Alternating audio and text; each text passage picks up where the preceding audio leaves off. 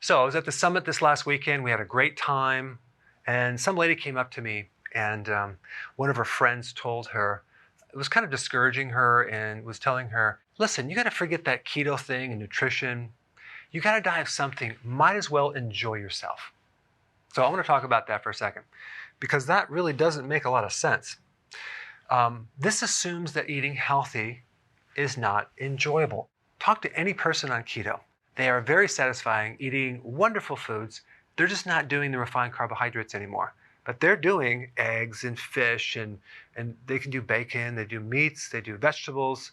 They can do a lot of different foods. And they can also do keto-friendly desserts, so they're not deprived. Plus, they're not craving and they're not hungry between the meals. So what this person is missing is actually trying it to see for themselves that they would enjoy it if they tried it.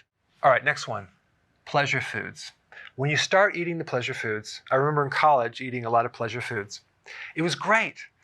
I did get pleasure from them for a while.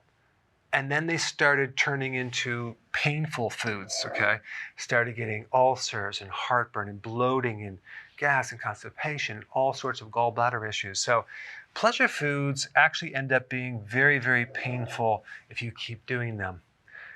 Next point is pleasure foods increase dopamine. Dopamine is a neurotransmitter, and it's kind of a trap because dopamine gives you the sensation of wellness, stress reduction, pleasure, when in fact it's kind of an artificial sensation. Sugar will do that. So when you're doing these refined carbohydrates and sugars, you're kind of faking your body out, and then every time that you do it, you need more and more of this to create the same dopamine to the point where now you're addicted to them.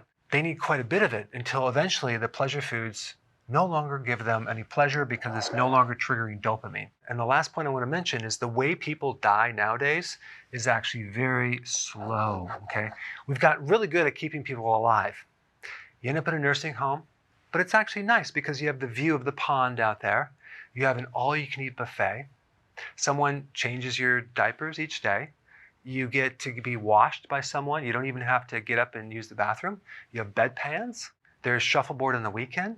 You actually have sing-alongs. It's a great time.